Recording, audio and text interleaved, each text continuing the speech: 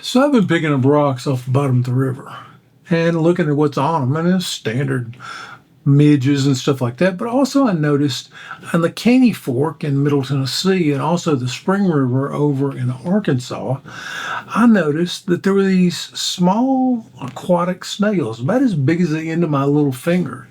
And I thought it'd be good to have a fly pattern for those. And so I looked and I looked and I couldn't find one. I thought, well, I'll develop one. And so I tried wrapping various things around the hook and I couldn't get anything that looked right and acted right.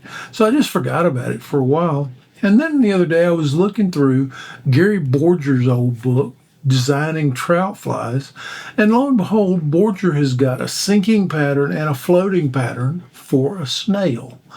So I thought I'd tie those for you. One of the things Borger says in the book is tie them small because as they get larger, the shells get tough and the fish won't eat them.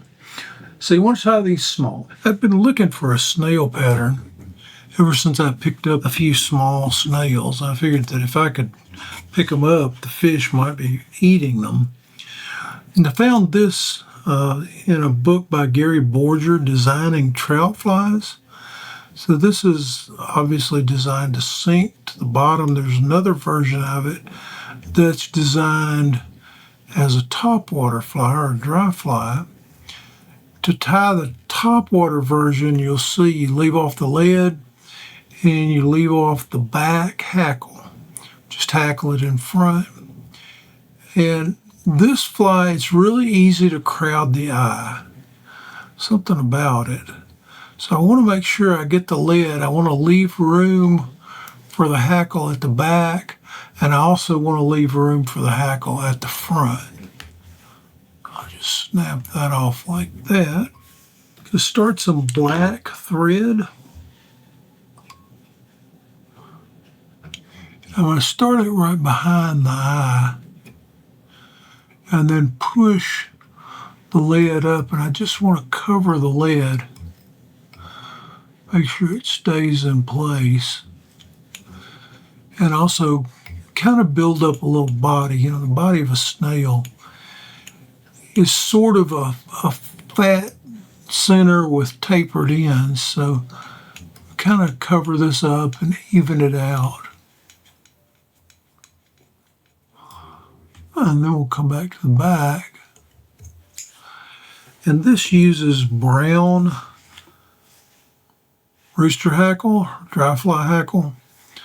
This is from a saddle.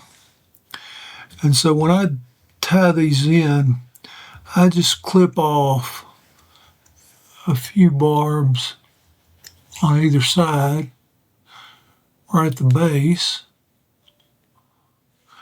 And I'm going to tie this in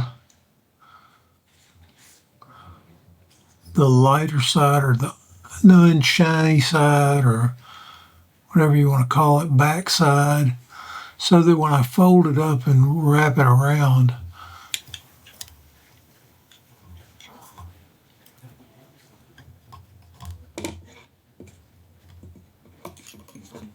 we'll take about 2 or 3 wraps and then bring the thread back and tie it off with a couple of wraps.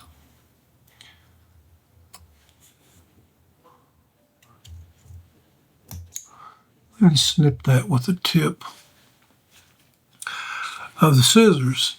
Then I've got some strung peacock herl here, and I'm going to pull out 4 or 5 strands that are all the same length. We're going to need that much because we're actually going to build up the body here. 5 or 6, 4 or 5, whatever. And then I'm going to take the end and I'm going to cut off all of that brownish end, and then I'm going to tie this in. Once I get it tied in, I want to tie in a piece of copper wire. You can do the copper wire first if that's your preference. It doesn't really matter, as you're going to see. Just going to break a piece off.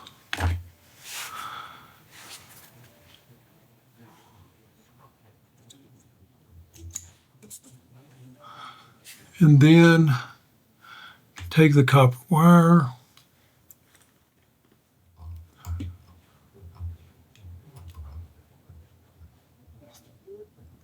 tie it in, and wrap everything down really well. And I want to stop the thread right at the front. I'm going to wrap this around. I'm wrapping it. You can twist it, try that, see if it works for you. This works better for me, just wrapping it around. And then taking the bundle, I get a couple of wraps in, and then I go back over one wrap. And that's just, I just want to build up kind of a fat middle. Look at this picture of a snail and decide what you want to do in terms of wraps. But when you get to the beginning, the front side of the wire, the weight, lead wire, non-lead wire, go ahead and tie it off.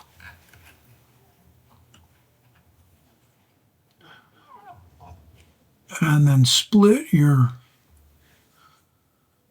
bundle between peacock herl and wire. Pull your wire back and crimp it good. It'll break easier, and then make tight spirals, helicopter turns while you're pulling on the wire, and it'll come off better.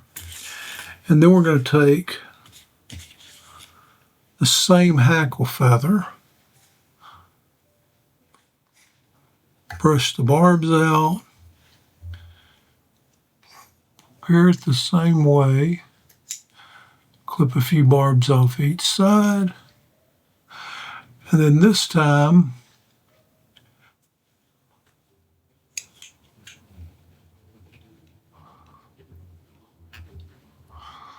tie it in.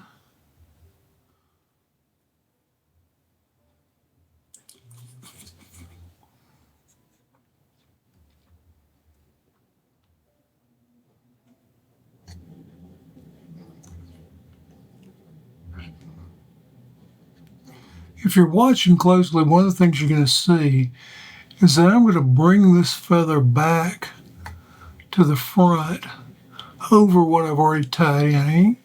See a lot of tires that make nice, neat, even rows.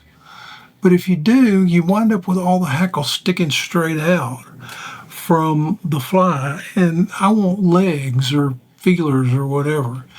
Now this time I'm going to remember to push the bobbin back out of the way.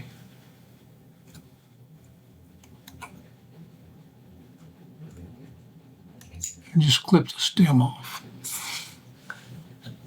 Pick up my whip finisher. A lot of times when I'm tying flies for myself on a fly like this, I would just take 2 3-turn whip finishes. I just take 2 3-turn whip finishes, and I wouldn't put any head cement on. And I'm going to put a drop of head cement.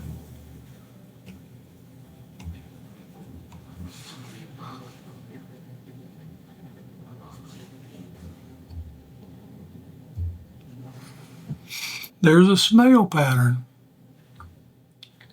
Again, if you want to tie this dry, leave off the back hackle, leave off the wire, copper wire, peacock herl, and put your hackle at the front, and that'll make a dry fly. Dry snail, floating snail.